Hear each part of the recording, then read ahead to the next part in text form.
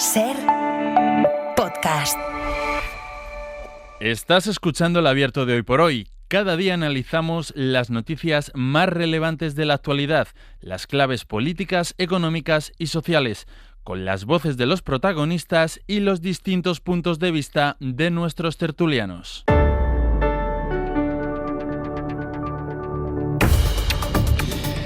Aquí estábamos en la tertulia previa a la tertulia. No nos gusta ni nada rajar. Cristina de la O, buenos días. Hola, ¿qué tal? Buenos días. Bienvenida. Carlos Sánchez. Hola, Carlos. Buenos días. Que tiene así un punto de vicio y repite esta semana. Vine a Carmen Lumbiarres. Hola, Carmen. Muy buenas. Muy buenos días. Bienvenida. Bueno, pues Fernando Peinado. Hola. Hola, ¿qué tal, Pedro? Fernando Peinado es periodista, es compañero del diario El País y ayer firmaba esa noticia sobre el ático de Isabel... Uy, no, ¿qué estoy diciendo? Que no es de Isabel Díaz Ayuso. El ático que ha comprado la Comunidad de Madrid para... Pues ahora no está muy claro para qué. Porque, espera, ahora voy al origen de la noticia, todos los detalles que dabas, pero ya que estamos en este punto... Lo curioso es que ahora empiezan a transmitir, ¿no?, la versión, Fernando, de que, bueno, a lo mejor no se utiliza como oficina. Ya veremos para qué lo usamos. Sí, han dejado muchas incógnitas en el aire. La verdad que no ha quedado claro todavía el fin para el que lo compraron, a pesar de que lo tienen desde abril. Y tampoco parece una explicación muy convincente desde el punto de vista de un manejo sensato del presupuesto, porque, si quieren dedicarlo para oficina, surge la pregunta de por qué no se ha alquilado una oficina o por qué no se ha usado algún espacio de una consejería o de algún otro edificio oficial de la Comunidad de Madrid, si realmente se va a usar temporalmente durante una obra en Sol, ¿no? Claro. No te voy a preguntar cómo llega la información, pero un poco sí el proceso, porque yo creo que ayuda a entender, ¿no?, también cómo se trabaja en periodismo. Bueno, pues vosotros recibís la información y os ponéis ya hace un tiempo a trabajar sobre ella, ¿no? Entiendo que una de las cosas que hacéis es, bueno, pues vamos a ver si oficialmente existe constancia de esta compra, si aparece en las cuentas de la empresa que la compra, si está publicado el anuncio en algún sitio, si, yo qué sé, en algún consejo de gobierno se ha tomado la decisión. Buscáis un rastro oficial. Correcto, sí. Nosotros lo primero que vemos es que en el registro de la propiedad aparece como titular Planifica Madrid, que es la empresa pública que ahora es propietaria de este ático. Vemos que el 14 de abril se produjo esta compra. No aparece ahí el vendedor, aunque luego averiguamos por otras vías quién ha sido. Tampoco aparece el precio. Y efectivamente también buscamos en la página de Planifica Madrid si se daba información ahí. Vemos que esta empresa, poco conocida, aunque tiene un pasado oscuro porque es la heredera de Arpegio, que está investigada en la Púnica, y de hecho está un caso pendiente que afecta a Francisco Granados y está pendiente de juicio. Vemos que esta empresa, que se dedica a la gestión de suelo y de edificios propios de la Comunidad de Madrid, pues no informa en su web sobre esta adquisición, a pesar de que tienen un portal de transparencia, que detallan una a una muy minuciosamente toda la actividad. Ellos tienen una decena de edificios oficiales y de este no hay nada. No, son edificios como las consejerías. Vale. Ellos son propietarios y se lo alquilan a Consejería de Sanidad, Consejería de Educación. O sea, es un autoalquiler, realmente, de la Comunidad de Madrid. Y, todo es oficinas, edificios históricos, nada de vivienda. Es que la Comunidad de Madrid no se dedica a la gestión de vivienda, sí a la vivienda social. Sí. Tiene obviamente la Agencia de la Vivienda Social, el antiguo IBIMA, que tiene muchísimos inmuebles por todo Madrid, pero se destinan a personas vulnerables, nada de vivienda de lujo. Con lo cual ya esto nos escamaba. ¿Por qué compran una vivienda de lujo? Porque es una vivienda de lujo. O sea, sí, a ver, nadie puede discutir esto. Esto es una zona muy codiciada de Madrid. Hemos hablado con agentes inmobiliarios que dicen que el mercado de los áticos se ha vuelto una locura desde la pandemia. Porque, es un mercado propio, porque mientras que tú puedes calcular el precio de una planta, un piso normal en Chamberí, el precio de los áticos no tiene tanta lógica porque es lo que ofrezca el comprador. Y están llegando muchísimos inversores de fuera que están muy, muy interesados en este producto, ¿no? El producto de ático en zonas VIP de Madrid. Vale, y vale unos... Bueno, no se sabe el precio porque la comunidad no lo ha contado. Eso es que una de las cosas que estamos tratando de averiguar es 24 horas después todavía no sabemos el precio. La ciudadanía madrileña, que ellos gestionan nuestros impuestos, no nos han informado de cuánto han pagado por este inmueble, a pesar de que llevamos ya 24 horas esperando. Cuando preguntáis, antes de publicar la información y preguntáis por primera vez, ¿os trasladan esa teoría o esa idea o esa explicación de que va a ser un lugar para trabajar? Sí, correcto. Nosotros preguntamos el martes al mediodía y al final del día se nos informa de que va a ser una oficina temporal para Ayuso y un equipo mínimo durante las obras de Sol, que comienzan en agosto, las obras de la sede de la presidenta. Y entonces, claro, en ese, pues obviamente tenemos que ponerlo. Hasta entonces nosotros simplemente íbamos a contar, la Comunidad de Madrid ha comprado un ático y no se sabe su destino. Pues entonces nos dan esta explicación, nosotros nos quedamos perplejos porque, como mucha gente, no entendemos por qué se compra un ático para un uso temporal como oficina. Y también buscamos esas obras en Sol de las que no se había informado. Esa es otra. Porque, claro, tú te dedicas a la información de Madrid, sí, en el diario El País. ¿Tenías alguna noticia de que en Sol hubiese no, obras? Pero a ver, también puede ser que se nos hubiera podido pasar, pero hemos buscado en el portal de la contratación, hemos buscado notas de prensa... nadie ha encontrado nada. Y parece que no es que vayan a alicatar los baños, o sea, que no es una obra menor. Según lo que dijo Ayuso ayer en rueda de prensa, van a hacer una reforma integral de la segunda planta, donde está su despacho, y bueno, pues entonces fue otra noticia para nosotros. Y luego lo que pasó es, al día siguiente, fuentes de presidencia matizaron lo que habían dicho la noche anterior y dijeron, bueno, es que no está seguro al 100% que se vaya a dedicar a oficina. Luego salió Ayuso a la 1 de ayer y dijo en rueda de prensa que también, bueno, no está seguro tampoco ni siquiera que ella vaya a usarlo como oficina, a lo mejor puede ir un consejero ahí. Entonces... Es que como la Comunidad de Madrid haya comprado un ático de varios millones de euros para que vaya a trabajar un consejero, con el debido respeto al consejero, o sea, son tan demenciales, tan absurdas las explicaciones que están intentando dar, ¿no? Pero bueno, de momento, o sea, en ningún momento de todo este proceso nadie ha reconocido o os ha reconocido que pueda ser para uso residencial. No. No, ella de hecho ha descartado expresamente, rotundamente ayer en rueda de prensa que vaya a ser la vivienda oficial. Y date cuenta que era una hipótesis porque ella había aireado esta posibilidad ni más ni menos que en la Asamblea de Madrid. Dijo hace 2 años que, ¿por qué no?, podían disponer los presidentes de la comunidad, no solo ella, sino sus sucesores, una residencia oficial, igual que pasa en otras comunidades autónomas. Y bueno, pues abrió ese debate, que es legítimo, y quedó ahí, quedó como una idea. Entonces, cuando supimos esto, nosotros, no te voy a engañar, que pensamos que era una posibilidad, claro, porque ella misma lo había abonado el terreno para esto. Pero fíjate que es una hipótesis y podría ser efectivamente una vivienda para que resida la presidenta ahora y quien venga después. Pero en todo caso, si es así, pues que lo cuenten. Quiero decir, que es que lo han comprado en secreto, que no se sabe cuánto han pagado, que solo cuando lo ha publicado el diario El País han ofrecido, iba a decir una versión, no, porque la versión está siendo cambiante. Va a ser una oficina de presidenta, no, va a ser para algunas reuniones temporales, decía, no, a lo mejor viene el consejero. Es todo como poco... Es que hay un sólido. aspecto aquí que nos dimos cuenta al publicar la información, cuando ellos nos dan la explicación, y salió de inmediato ayer por la mañana, que es que la normativa urbanística de Madrid impide usar por completo ese ático para oficina.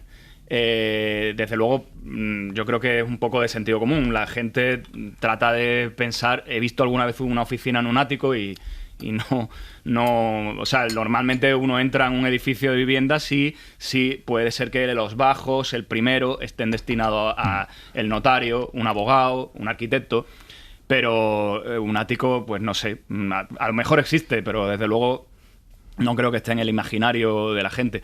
Y entonces, bueno, pues efectivamente las normas urbanísticas prohíben destinar por completo un ático a oficina. Solamente cabe una salvedad, que es que se use un tercio de una vivienda superior a la primera planta.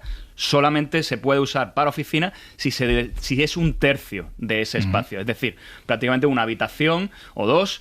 Bueno, pero hombre, en un piso de casi 500 metros cuadrados, una habitación igual tiene 120. Claro, ¿no? Y puedes tener ahí... Y efectivamente, ahí cabe la salvedad, que sí puede usarse lo que se llama en derecho urbanístico un despacho profesional doméstico. Bueno. Es decir, se conserva el uso de vivienda y se destina un tercio de ese espacio al despacho, al trabajo. Hoy por hoy noticias. Ser podcast. Venga, primeras opiniones sobre este caso, sobre las implicaciones, sobre la trascendencia que tiene. Cristina.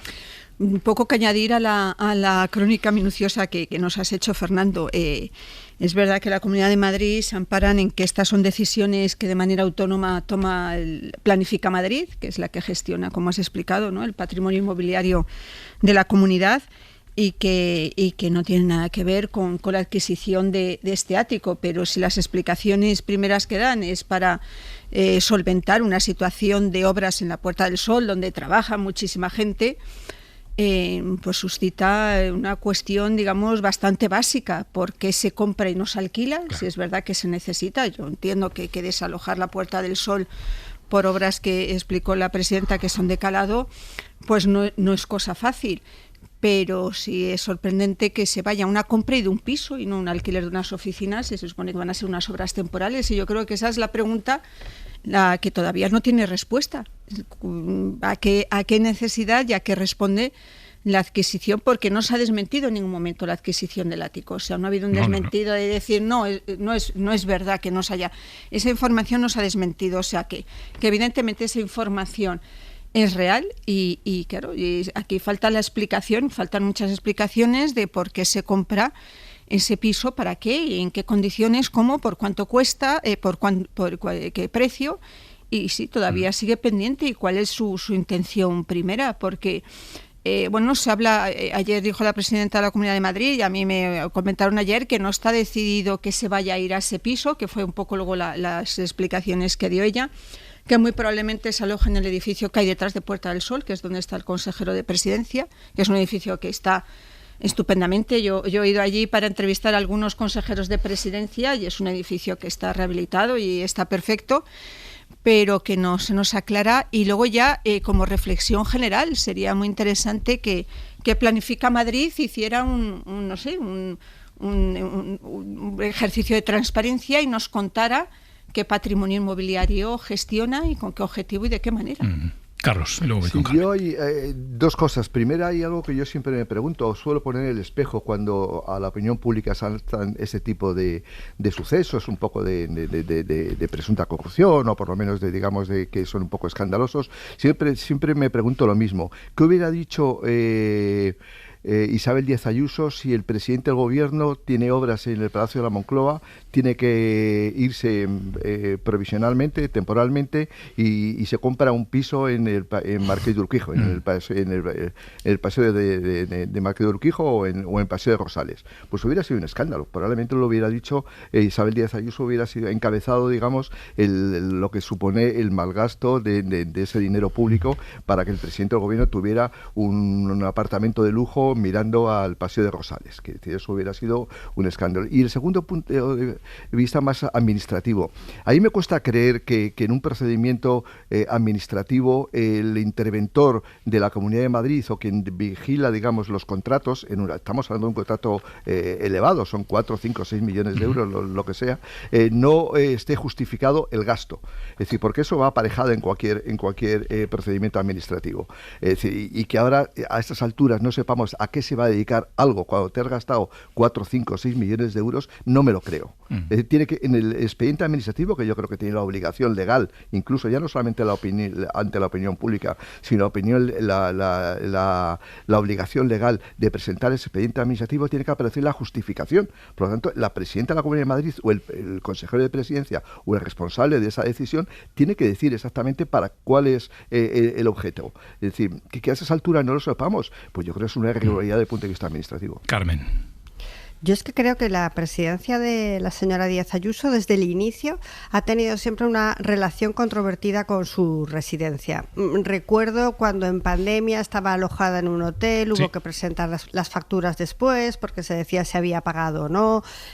Los áticos en los que se supone que ella reside y que son de su pareja, el señor González Amador, el chalet de Rascafría que compró la Comunidad de Madrid, que ella fue un fin de semana con los Tupper para pasar el fin de semana en familia, y ahora la compra de este ático, que a mí me da, pero es solo una intuición, y conforme también lo estaba diciendo el periodista del País, Fernando, sí, que en las propias declaraciones de ayer de la señora Ayuso, cuando dijo, si yo dispusiera de una vivienda oficial, no tendría que soportar toda esta campaña de desprestigio, ¿no? Yo creo que me da la impresión que la explicación de que se va a usar esa compra para las obras que no conocíamos, que no sabemos si hay licencia, que si no hay adjudicación, son unas explicaciones sobrevenidas a una compra que fue en abril, ¿no?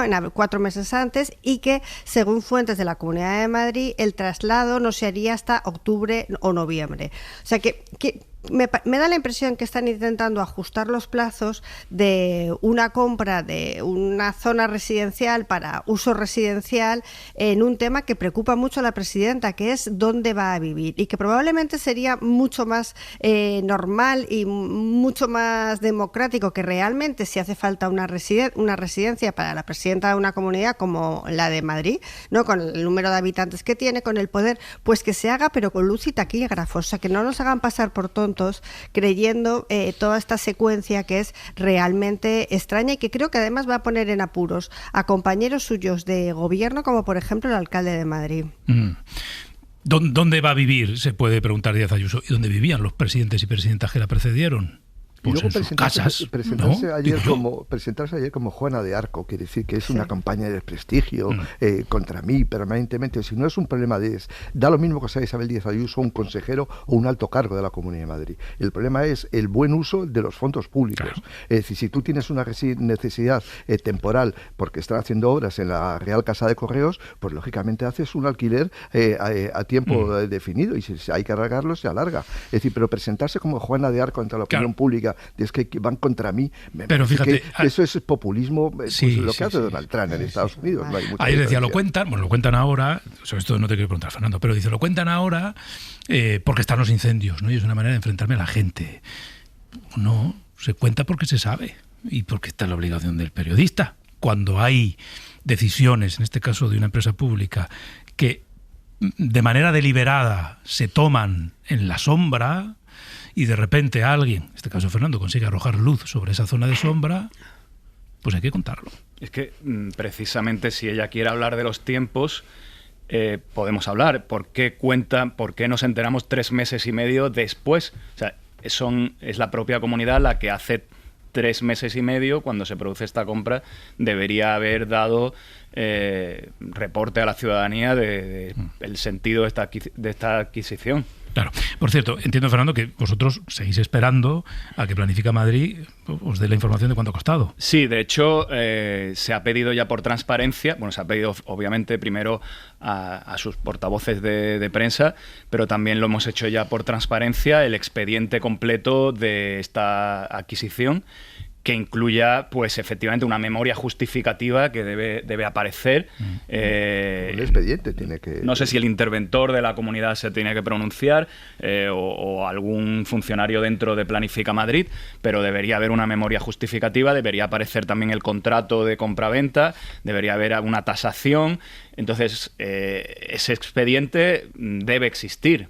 Y efectivamente, si quisieran hacer un ejercicio de transparencia, Planifica Madrid podría hoy mismo decir aquí está todo, ¿no? Entonces estamos a la espera, han pasado 24 horas, vamos a ver si se produce.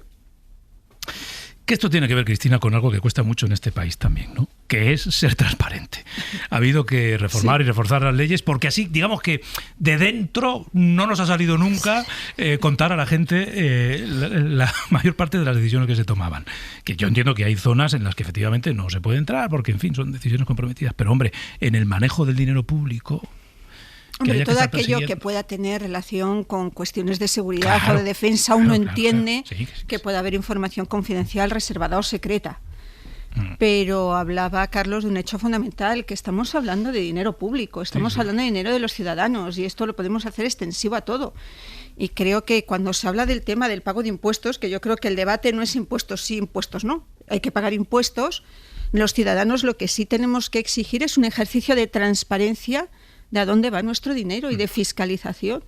Y yo como ciudadana que pago mis impuestos tengo derecho a exigir que se me explique dónde va todos y cada uno de los euros que se dedican a políticas públicas o que gasta la administración. Y a veces nos falta eso, nos falta, yo creo que no tenemos cultura, no sé cómo funciona en otros países de nuestro entorno, pero creo que muchas veces no tenemos cultura de exigir que nos expliquen minuciosamente a qué se dedica, por ejemplo, los casos de corrupción. Hay que recordar que la corrupción es malversación de fondos públicos. En la corrupción política siempre hay dinero público que cambia de manos de manera incomprensible, ¿no?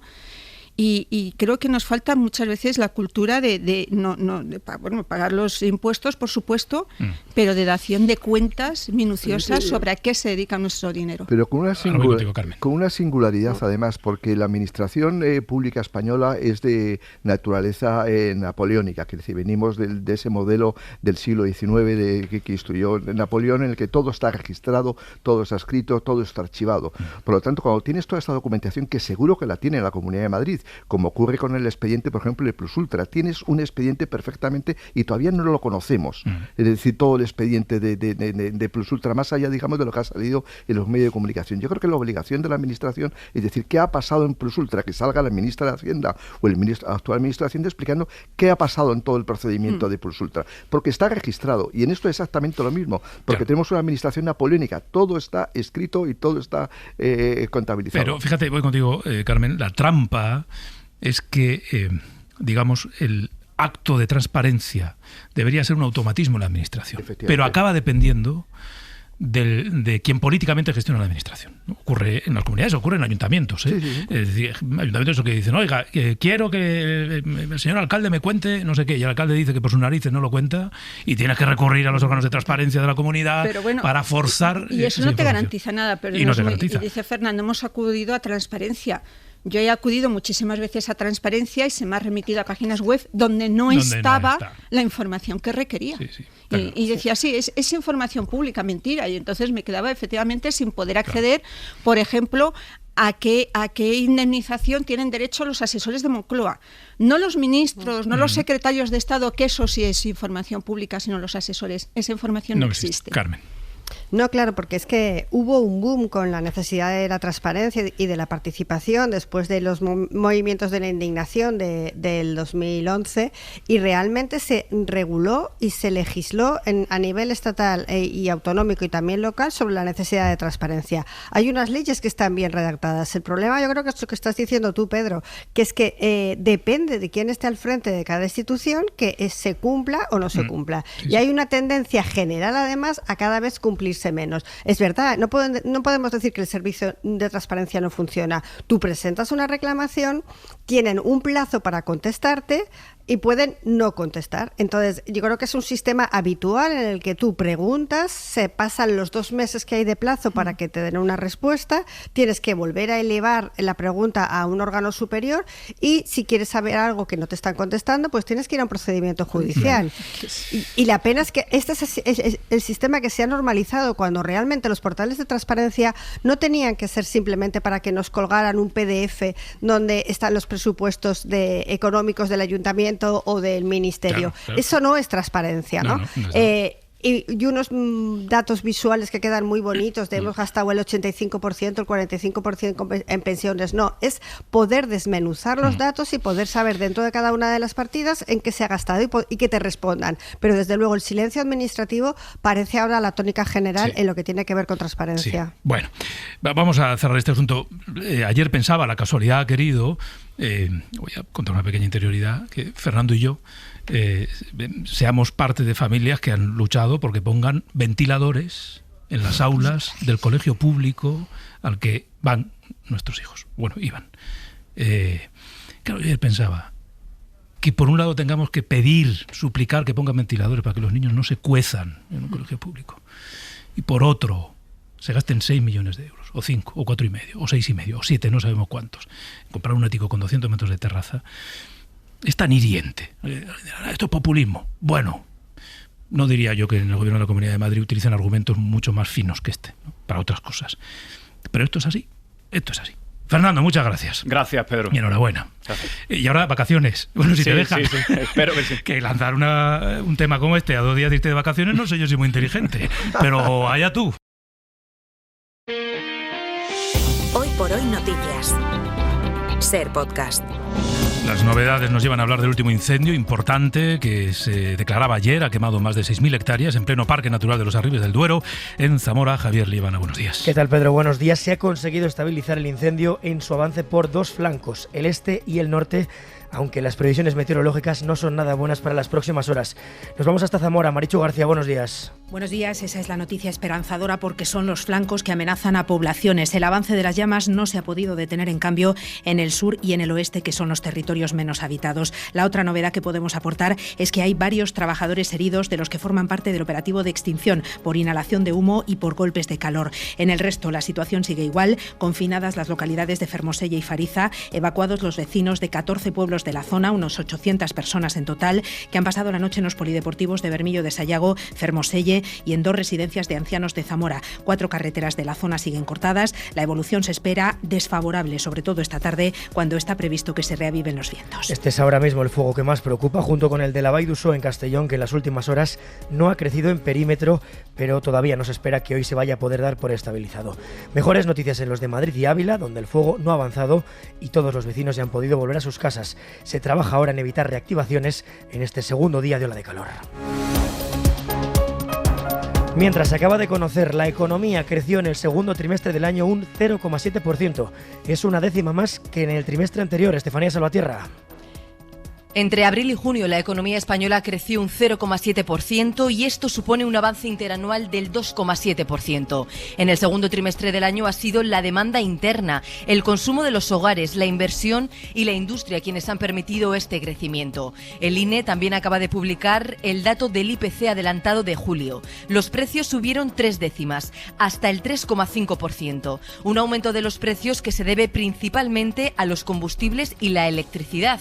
¿Por qué? Porque el 30 de junio el IVA de los combustibles volvió a subir al 21% cuando estábamos en el 10%. Es una de las medidas que aprobó el gobierno para paliar los efectos de la guerra de Irán, y todo a pesar de que sigue vigente el descuento directo por litro de repostaje. Y hoy vamos a estar mirando a lo largo de la mañana Madrid y a Ceuta. Sí, vamos a estar muy pendientes durante toda la mañana de las novedades que podamos tener, de las reacciones y de si hay alguna explicación más sobre el ático de 485 metros cuadrados que la Comunidad de Madrid ha comprado en Chamberí para que Ayuso lo utilice en principio como oficina para mantener reuniones temporales, como dijo ayer la presidenta, pese a que, como estamos contando y están publicando esta mañana nuestros compañeros del País, este ático solo es de uso residencial.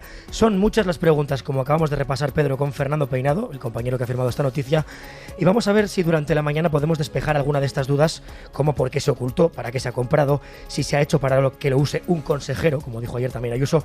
Bueno, veremos. Y también vamos a mirar a Ceuta, donde durante toda la semana están llegando cientos de migrantes, muchos de ellos menores, y desde la ciudad autónoma aseguran que están los centros colapsados, con campamentos fuera del CETI incluso. Es una situación que empieza a recordar el año 2021, cuando miles de migrantes cruzaron la frontera. A ver qué nos cuenta el presidente ceutí, Juan Jesús Vivas. Venga, pues vamos a saludarle ya, que además me consta que tiene prisa porque se le están acumulando las llamadas para gestionar esta crisis. Señor Vivas, presidente de Ceuta, muy buenos días. Buenos días, Pedro. Bueno, antes de nada, presidente, antes de otras consideraciones, por tener clara entre todos la magnitud de lo que está pasando en su ciudad, ¿cuántas personas calculan ustedes que han llegado en este mes de julio? Bueno, mire, yo le puedo decir lo de los últimos 10 días, porque es verdad que esto ha sido en la última semana, en la última decena, en donde se ha intensificado notablemente, exponencialmente el flujo de entradas. Pero unas 1.500, 2.000 personas en la última semana. Esto aproximadamente, para que en el resto de España se puedan hacer una idea, es el equivalente al 2% de toda la población de Ceuta. El equivalente, por tanto, para que se hagan una idea en el resto de España, como si hubieran entrado por vía marítima en España y de manera irregular 1.000 personas en los últimos, perdón, 1 millón de personas, 1 millón de personas en los últimos 10 días. Por darle otro dato, la sobreocupación del área de menores es de un 2.400%. El número de migrantes que hay fuera del centro de estancia temporal para adultos es superior al número de inmigrantes que hay dentro. Por tanto, yo creo que estamos en una situación de absoluta emergencia humanitaria y social, que demanda una actuación consecuente con esta calificación de emergencia a través de un mando único que garantice que esa respuesta sea enérgica, decidida e inmediata. Esto además tiene otras dos consecuencias. La más lamentable, los que pierden la vida en el intento de llegar a Ceuta. En el último mes han aparecido en el mar 60 cadáveres. Y por otra parte, el impacto en la población, una población que de manera justificada tiene sensación de vulnerabilidad y de inseguridad. En consecuencia, insisto, a nosotros nos corresponde como ciudad autónoma mantener una postura de lealtad institucional, sentido de Estado y responsabilidad. Creo que la estamos teniendo, y también nos corresponde, porque es nuestro deber y nuestra obligación, pedir auxilio, socorro ante una situación verdaderamente preocupante, crítica, grave, de emergencia. ¿Usted este auxilio, este socorro, lo ha pedido ya personalmente al Gobierno?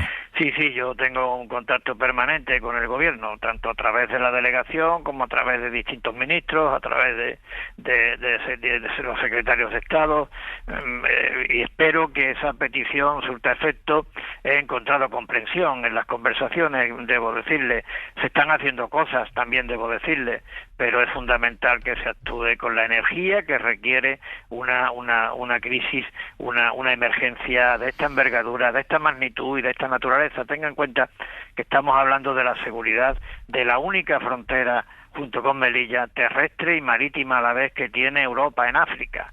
Por tanto, hay que actuar de manera consecuente con esta calificación. Y al mismo tiempo también estamos hablando de una ciudad como Ceuta, que creo que está afectada por unos condicionantes, por unos retos y por una exigencia que no se dan en el resto de España ni de Europa, sin parangón, y que está afectándose su estabilidad. Por lo que le decía, el impacto que esto está teniendo en el conjunto de la población y en la sociedad ceutí, quien por otra parte está mostrando una actitud de entereza, de madurez y de solidaridad, como siempre ocurre en estas circunstancias. Presidente, ¿qué sería lo más urgente a hacer? Pues yo creo que son varias cosas, Pedro. Yo creo que, en primer lugar, habría que atender la saturación de los centros de acogida, tanto de adultos como de menores. En el caso de adultos, competencia de la Administración General del Estado establecer esos recursos provisionales y de emergencia. En el caso de la ciudad autónoma es competencia nuestra, pero también necesitamos el apoyo financiero del Estado para poderlo hacer. Intensificar la colaboración por parte de Marruecos por si se puede cortar esta entrada masiva. También reforzar a los cuerpos y fuerzas de seguridad del Estado en efectivos y en medios, tanto en lo que se refiere al ámbito fronterizo como al de la seguridad ciudadana. Y también intentar por todos los medios modificar la ley para que ese déficit, de alguna manera, esa laguna que ha puesto de manifiesto la sentencia del Tribunal Supremo, se corrija. Hay una oportunidad, y es la proposición de ley que ha presentado el Grupo Parlamentario Popular en el Congreso recientemente. Y yo creo que también es fundamental activar la salida de Ceuta de migrantes mediante la aplicación de los mecanismos que la ley prevé, activar y acelerar en la medida de lo posible. Y por supuesto, y esto supongo yo que lo estará haciendo el Gobierno de la Nación, implicar a la Unión Europea, porque, insisto, la frontera está en Ceuta, pero la frontera es de España y de Europa. ¿Tiene usted alguna explicación de por qué está pasando ahora y en esta magnitud? Mire, yo siempre lo digo, ¿no? Esto es muy difícil de sostener la presión en Ceuta, porque estamos hablando de unas situaciones de bienestar material y de protección social y de libertad absolutamente dispares entre España, entre nosotros y la frontera, vamos, y al otro lado de la frontera. Como alguien decía, 2 mundos a 2 pasos. Por tanto, esa es la explicación fundamental de raíz y de fundamento que esto tiene.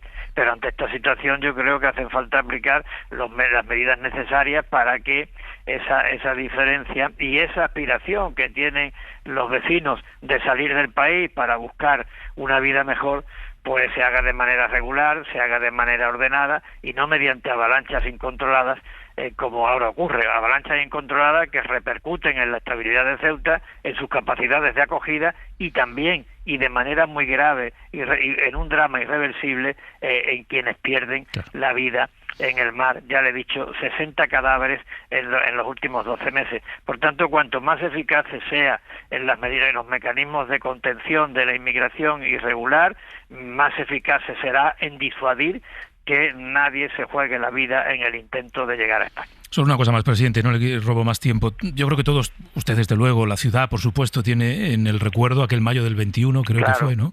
Que en muy poco tiempo más de 10.000 personas entraron a Ceuta. ¿Usted teme que se pueda llegar a ese punto?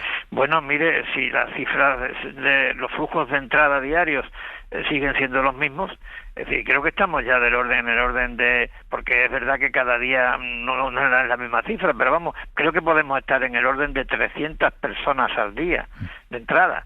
Claro, 300 personas al día hacen que en 10 días sean 3.000 y que en 20 sean 6.000 y que en 60 pues sean 9.000, con lo cual ya estaríamos en las cifras de mayo, es decir, de mayo del 21. Si esto no se corrige, si no se aplican las medidas que le he dicho antes de manera decidida, enérgica y contundente, a la vuelta de un mes estaremos como en mayo de 2021. Pues Juan Jesús Vivas, presidente de Ceuta, gracias por habernos atendido. Le agradezco muchísimo que nos haya llamado y que nos haya permitido lanzar este mensaje de petición de auxilio y de socorro, insisto, desde la más absoluta lealtad institucional, responsabilidad y sentido de Estado. Gracias, presidente. Buenos días. Muchísimas gracias. Nicolás Castellano. Hola, Nico. Muy buenos días. Yes. Tenemos que fijarnos en lo que pasa en Ceuta, porque me comentabas estos días aquí en la redacción que lo llamativo es que veníamos de meses muy tranquilos, Nico. Sí, hasta el 15 de julio, Pedro, en los datos oficiales del Ministerio del Interior había solo 3 personas que habían cruzado por mar a la ciudad autónoma de Ceuta. Es decir, que en apenas 15 días esas más de 2.000 personas que describió ahora mismo el presidente de la ciudad autónoma de Ceuta. Y hay que fijarse, Pedro, en varias claves que diferencian, digamos, esta llegada de los últimos días con respecto a otras. Primero, de momento no es comparable a la de mayo del 21, porque esas 10.000 personas entraron en menos de 48 horas. Aquí lo están haciendo en 15 días y son menos de 2.000, pero sí que por primera vez se da después de esa sentencia del Supremo, de la que tanto se ha hablado estos días, por sindicatos policiales, por el propio presidente de la ciudad autónoma, en la que se reafirma que ninguna persona que cruza nado puede ser expulsada de manera automática sin ser sometida pues a los rigores de la ley de extranjería. Esto no es que sea nuevo, Pedro, esto es lo que decía la ley antes. Lo que pasa es que, por ejemplo, en el mayo del 21 fuimos testigos en la playa del Tarajal de cómo se cogía a los niños mojados y se les echaba al otro lado sin identificarles y sin pasar por los procesos que marca el artículo 35 de la ley de extranjería, ¿no? Y la otra clave es que por primera vez esta llegada se produce en medio de la contingencia migratoria, cuando se supera, digamos, la capacidad de acogida claramente de los puntos del sur, como Ceuta, Melilla o Canarias, y que por tanto el Estado y las comunidades autónomas están obligados a hacer esos traslados. Claro. ¿Qué pasa? Que hay muchas comunidades gobernadas o cogobernadas por el PP y por Vox que se están negando a aceptar esos traslados de niños que están llegando a Ceuta. Bueno, claro, son 2 de las cosas que ha pedido el presidente de Ceuta. Primero, que se modifique la ley para que se pueda expulsar a quien entra por vía marítima, nadando, ¿no?, a Ceuta. Esta es una de las cosas que pedía. La otra, pues que haya un reparto de los inmigrantes que están llegando a la península, ¿no? O sea, que nos liberen a la ciudad de la presión que supone tener, pues esto, a cientos de personas o a miles de personas en recursos públicos que están ya saturados. Hoy por hoy noticias. Ser Podcast. Y en el análisis hoy Cristina de la Hoz, Carlos Sánchez y Carmen Lumbierre. Sigue por ahí Nico Castellano, ¿verdad? ¿Estás ahí, Nico? Aquí estoy. Estamos analizando la otra crisis que nos está ocupando este verano y que nos va a seguir ocupando si el ritmo continúa, como nos decía el presidente de Ceuta. Es verdad que toda la atención puesta de manera, digamos, indiscutible, ¿no?, en los incendios de estos días, hace que algunas de las cosas que pasaban al margen de los incendios nos hayan pasado en primer lugar desapercibidas, pero bueno, llevamos ya bastantes días aquí en el Hoy por Hoy haciendo este seguimiento de lo que está pasando en Ceuta. Te decía, Nico, cuéntanos un poco el contexto de dónde vienen estas personas que están cruzando a nado estos 10 días a Ceuta.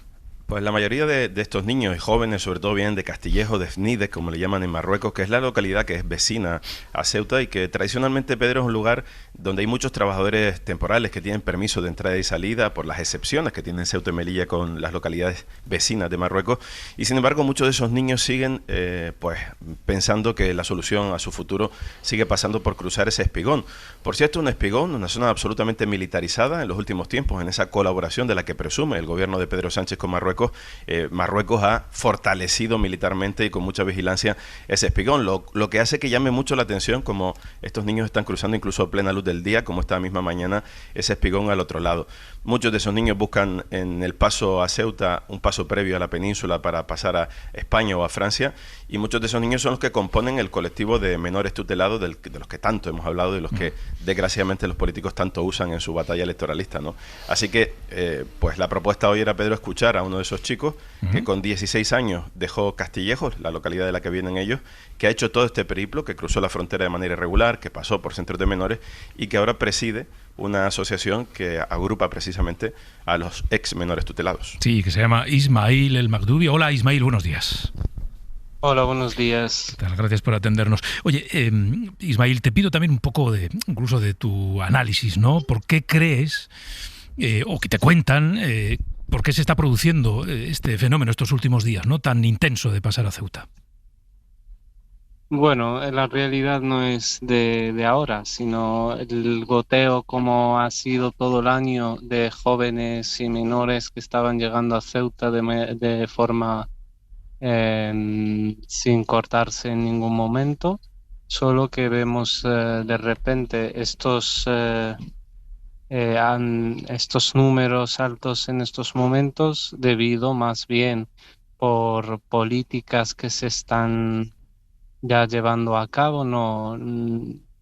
Ya la parte política no voy a tocar, pero bueno, que claramente esto es en reacción, en consecuencia a la sentencia de no devolución en caliente a las personas migrantes que llegan a Ceuta. Entonces, claramente es una reacción debida a esto. Y luego perdemos el enfoque de tratar que la situación, la desesperación de la juventud que tiene el deseo de salir y tiene derecho, entonces al no encontrarse vías legales y no, entonces la única forma es intentar de la forma posible, en este caso pues tirarse al mar y intentar entrar a Ceuta, y sin que te pilla la guardia marroquí. Si te pilla, pues serás deportado a la parte más lejana del sur de Marruecos, y si te pilla en la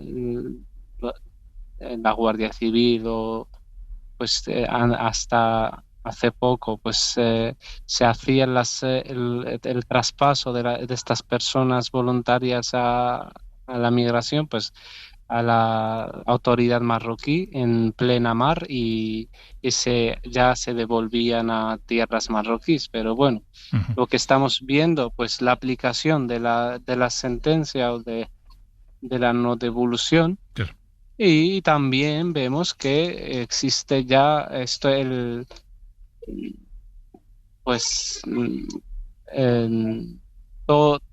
que existe yo que estuve hace poco ahí de un tiempo de vacaciones, la ciudad está tan militarizada, tan controlada, con controles en todas las salidas de las ciudades y tal, con el enfoque de la prevención migratoria, no sé qué. Entonces no encuentro una lógica así de que es un hecho aislado, de que la gente... Es que hay un sobrecontrol. Hay playas privadas, por ejemplo, en las playas donde he estado yo bañándose desde que nací en Castillejos, hoy en día están prohibidas y eso, por ejemplo, no pasa en el lado ceutí. Las playas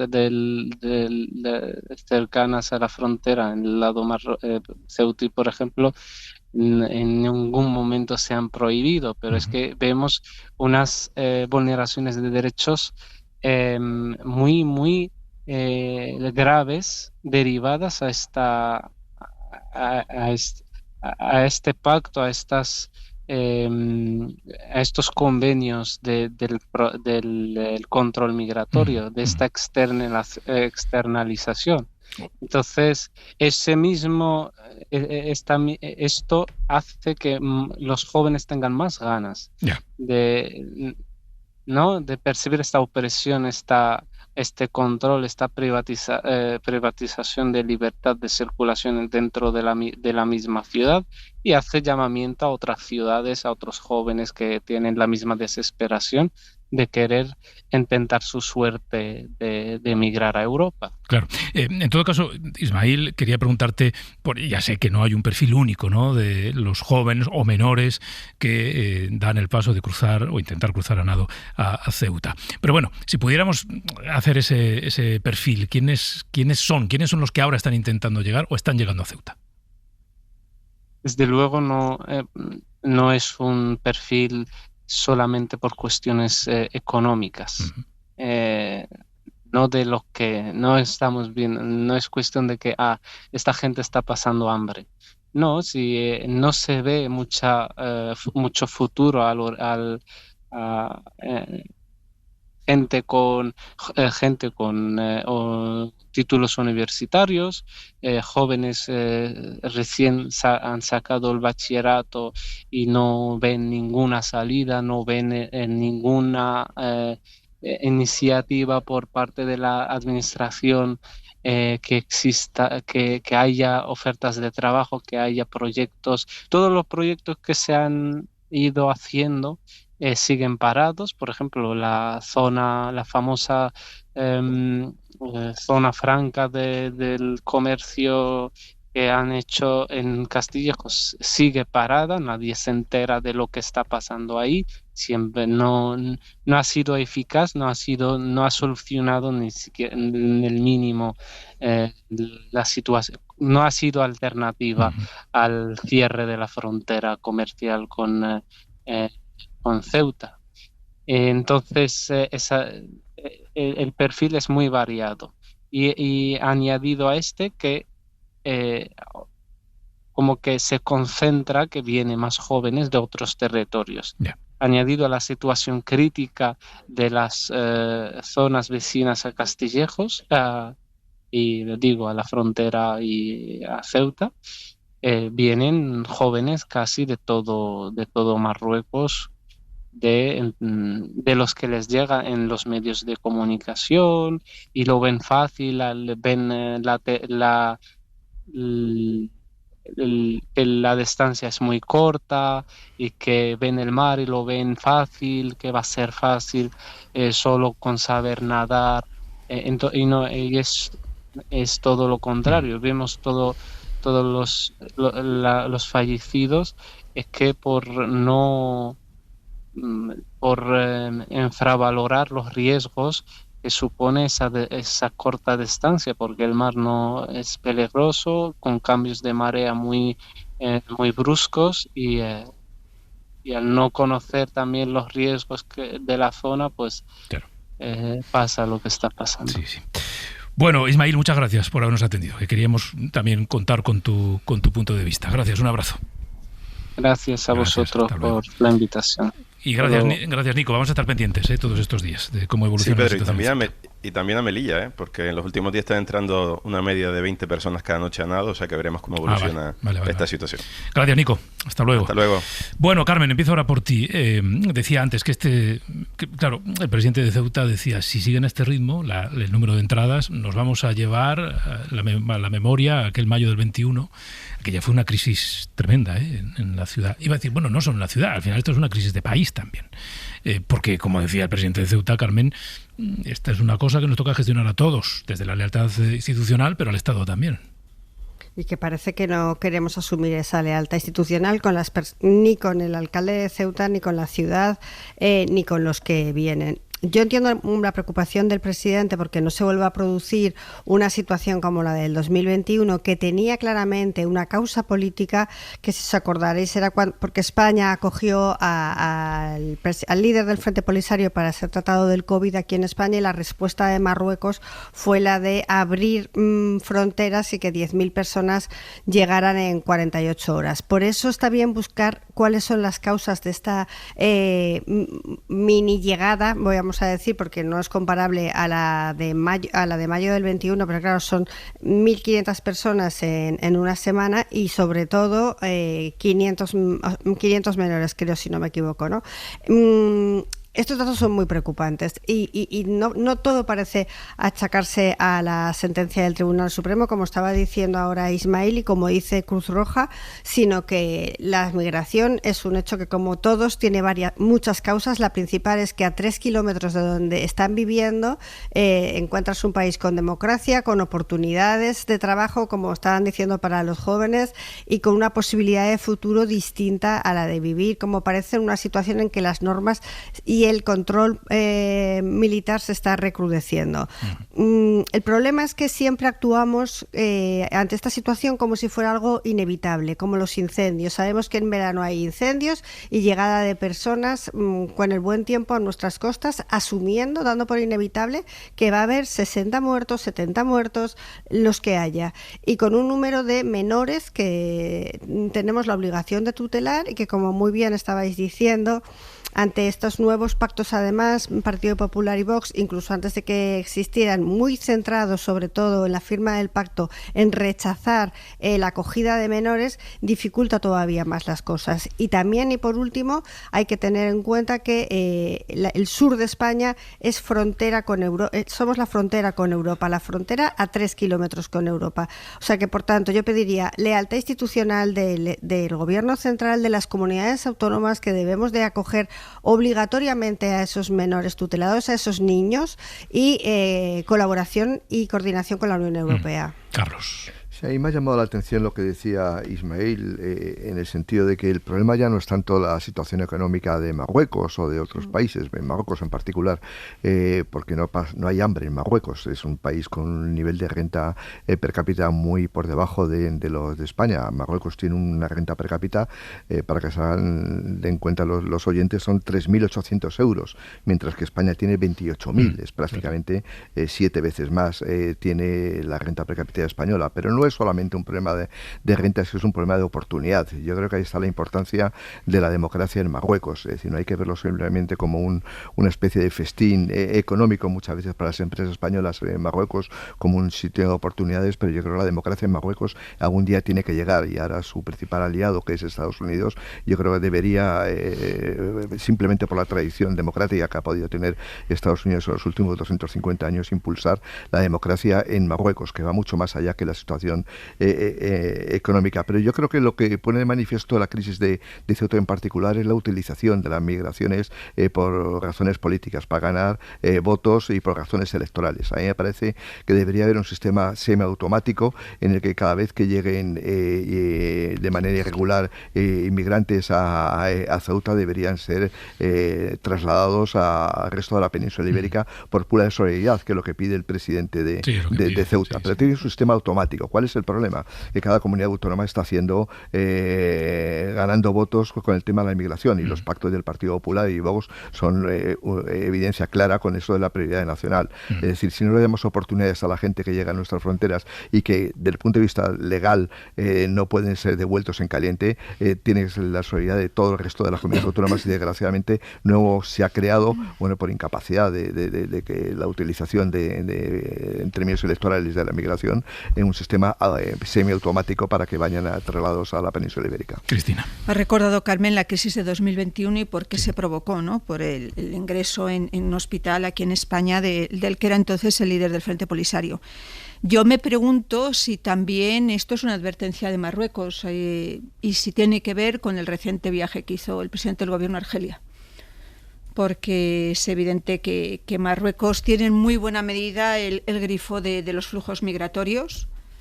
De Marruecos dependen muchas cosas de la frontera sureuropea, y me pregunto si tiene algo que ver con una advertencia de Marruecos a España, sinceramente. Yo creo que ese es el otro elemento, además de la sentencia del Supremo respecto a que son imposibles las devoluciones en caliente si vienen por vía marítima, porque se entiende que la vía marítima, digamos, no es frontera, que es lo que pide Vivas, de que se reforme de la ley de inmigración.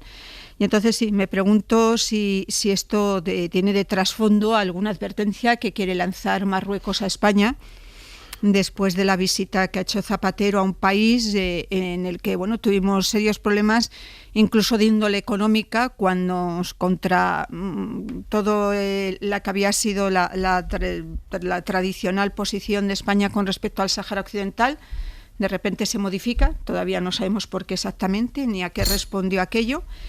Y Argelia, tuvimos un serio problema, por ejemplo, con el gas argelino, ¿no? Y era la idea un poco de restaurar las relaciones con Argelia en este sentido. Es una de las preguntas que me hago. Para los que nos creemos esto del proyecto de país y de España, pues evidentemente hay que ser solidarios con Ceuta, con Melilla y con Canarias.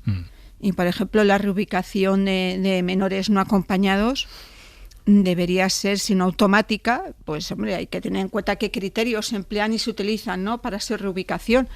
Pero el resto de España debería ser solidaria con una situación que tienen dos ciudades autónomas que, por sus propias características geográficas y de extensión, cualquier movimiento migratorio es verdad que hace saltar las costuras de la ciudad y de los habitantes que están allí. Y yo siempre que oigo a Vivas, lo comentaba antes, yo siempre que oigo al presidente de la ciudad autónoma de Ceuta, tengo la sensación de que se sienten muy solos y muy abandonados, muy lejos, ¿no? Por eso agradecen tanto que pongamos el foco en ellos, porque yo creo que se sienten bastante abandonados. Pero es verdad que habrá que analizar las causas profundas, porque partiendo de la base de que, lo decía Carlos, de que debe... la solidaridad debería ser automática, teniendo muy claros cuáles son los criterios de reubicación, teniendo muy claros y pactados y acordados, y que no parezca que hay comunidades que se libran de asumir su parte de su cuota de solidaridad por cuestiones de conveniencia política, que yo creo que esa sospecha ha planeado sobre los últimos intentos del gobierno central a la hora de reubicar a esos menores. No me gusta hablar de reparto, no estamos hablando de paquetes de Amazon, estamos hablando de seres humanos, pero habrá que ver si cada X tiempo tenemos una oleada migratoria, no vamos a solucionar el problema. Habrá que impedir que se produzcan esas oleadas migratorias, y yo sé que es poner puertas al campo, que es complicadísimo, que es súper complejo, pero habrá que incidir también sobre el control de fronteras y los flujos migratorios. Pero es que da votos. Quiero decir, el problema de la inmigración es que da votos. Silvia Orriols era una persona desconocida hace pocos años y ha construido un discurso en torno a la independencia de Cataluña y sobre todo en torno a la inmigración. Hombre, con la particularidad de Orriols, también somos inmigrantes los que somos los de España. También es un inmigrante sospechoso el de Valladolid. Lo sé. Y claro, cuando da votos, pues es imposible ese pacto para ese sistema de distribución o de reparto, como se quiera llamar. Pero habrá que poner medidas también sobre la llegada y el control de fronteras y flujos migratorios, porque si no vamos a tener cada X tiempo una crisis migratoria y que es lo que hay que controlar también. No, que a mí, en lo que están diciendo ahora Cristina y Carlos, me gustaría destacar el perfil del alcalde de Ceuta, de Juan José Vivas, que ha mantenido su posición a favor de la convivencia, gobierna en minoría por no pactar con Vox, porque sería una caja de bombas estar con ese pacto en común ahí en Ceuta, y mantiene un tono moderado y de ayuda, todo, o sea, solo de solicitud de ayuda, y es muy difícil estar en ese punto con lo que está sucediendo y no hacer ningún discurso al revés, ningún discurso en el que se denigre la inmigración, ni en el que ataca a los menores migrantes, cuando en otras comunidades autónomas, en una situación mucho más plácida y con muchos menores residenciados aquí, con tutela autonómica, se está haciendo un discurso incendiario, y a mí me parece que chapó por el presidente de la ciudad autónoma de Ceuta, porque está manteniendo muy bien los principios democráticos. Siempre ha sido así, ¿eh? Además, quiero decir, el presidente de Ceuta, de la ciudad autónoma, en otras crisis precedentes, siempre ha evitado elevar el tono hasta entrar en ese espacio del enfrentamiento agrio, ¿no? En este caso con el gobierno central.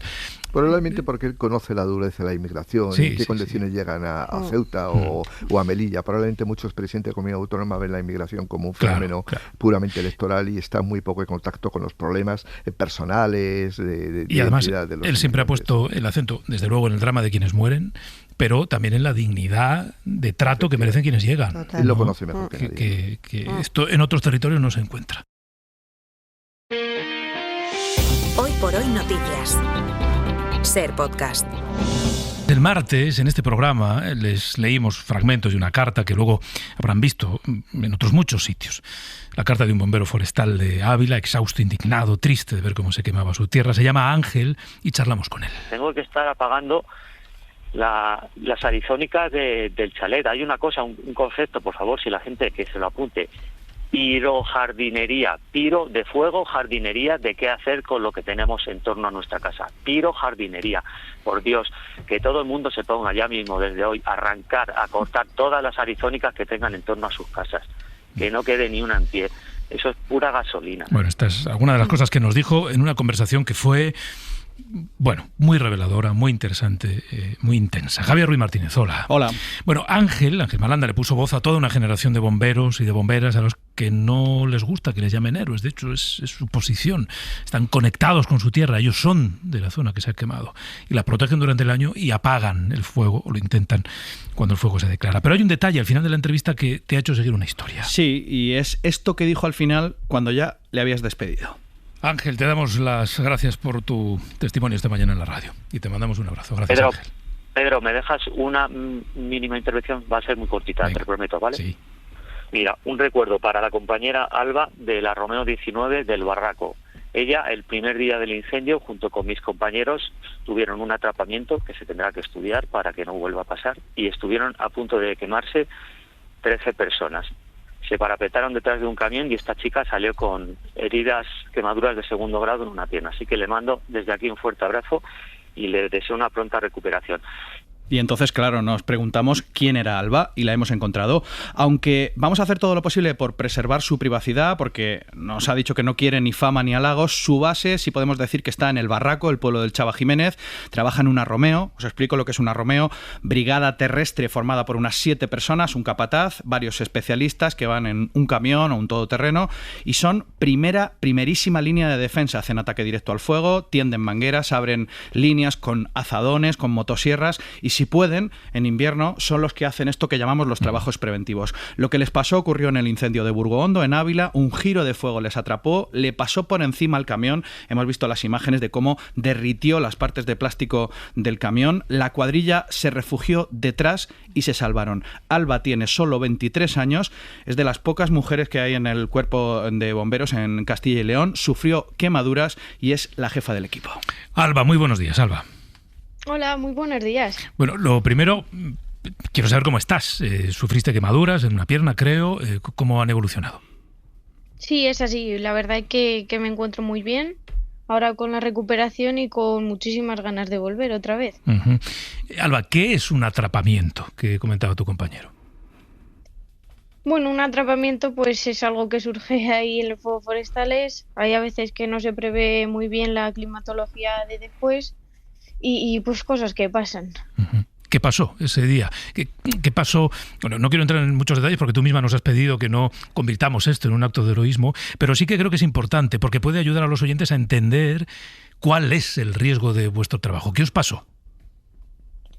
Bueno, pues como te he comentado, los incendios a veces son muy difíciles, las zonas son a veces son muy complicadas de acceder y no todo sale como espera.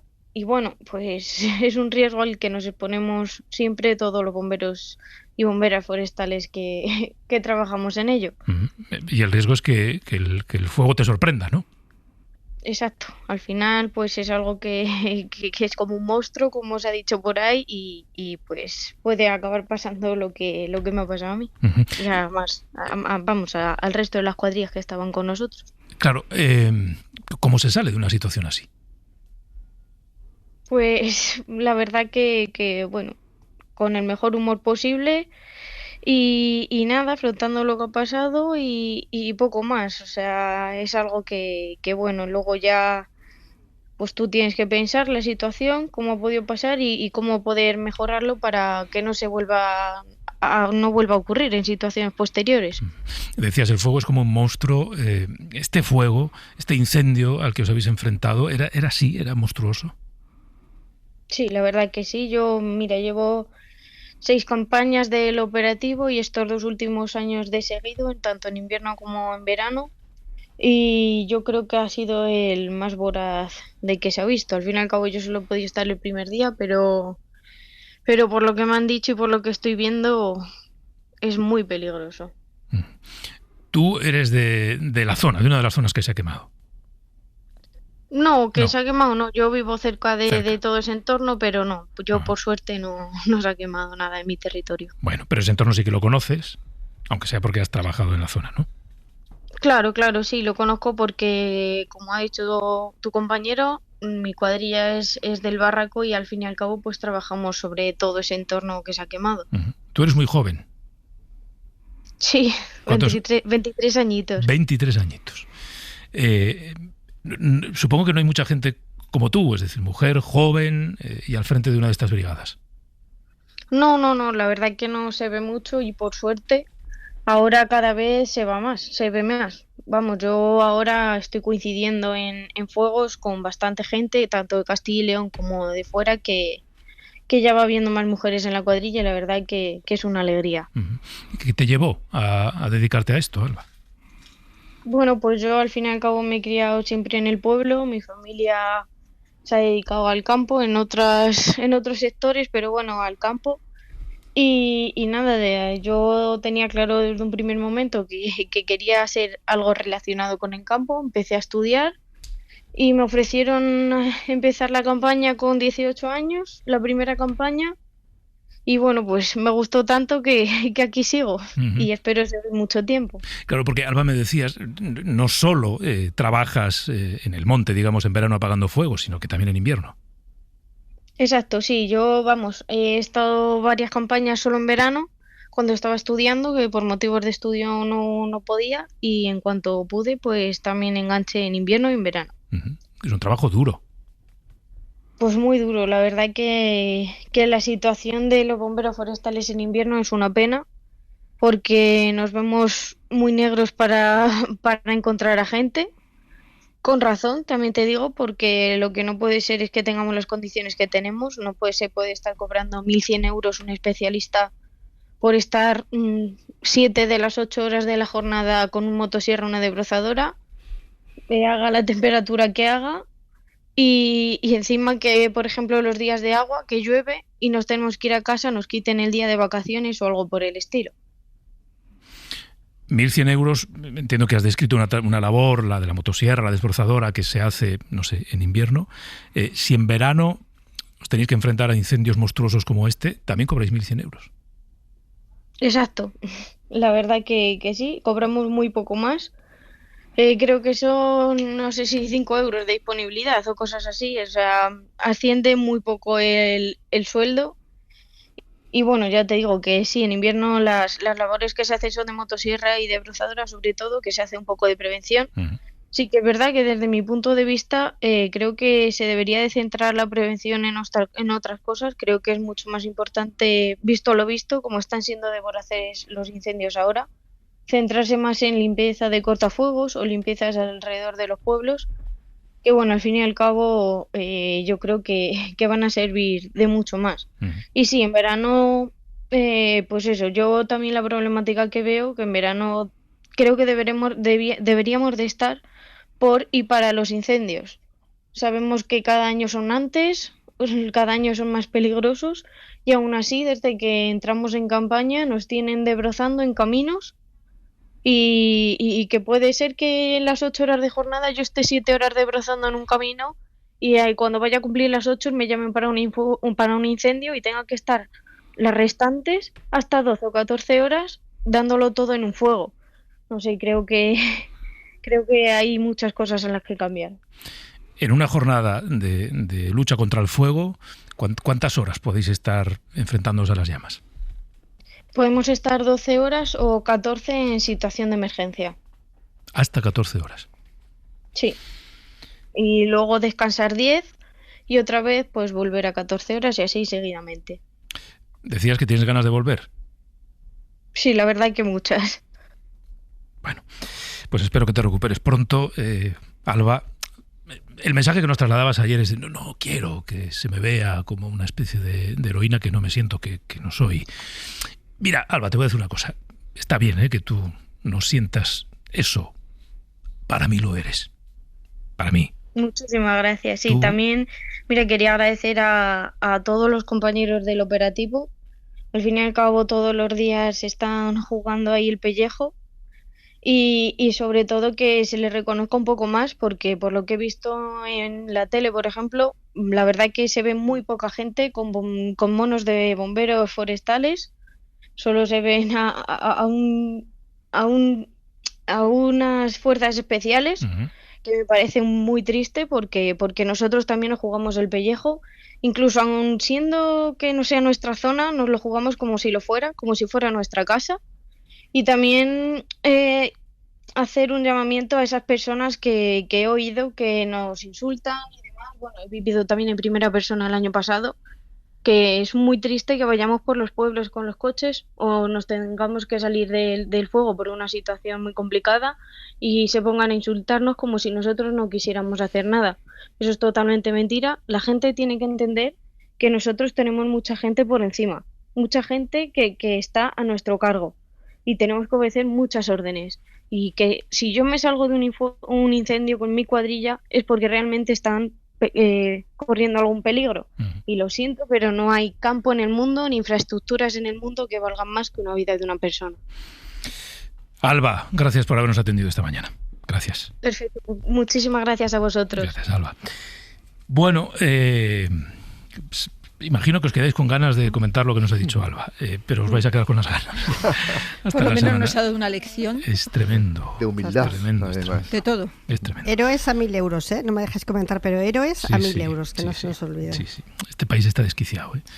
Desquiciado quiero decir que tengan que escuchar insultos. Tenemos un problema de política de prioridades. Yo creo que hay veces que nos dedicamos a muchas batallas inútiles y poco a... Pero no íbamos a hablar, ¿eh? No, pero es que ya yo lo entiendo, pero es que esto conecta con el principio de esta tertulia, que estamos hablando de la compra de los impuestos.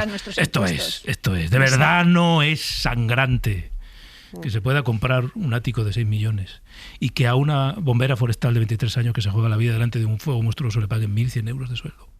De verdad. Bueno, gracias, Javier. Un abrazo. Luego. Y gracias a todos.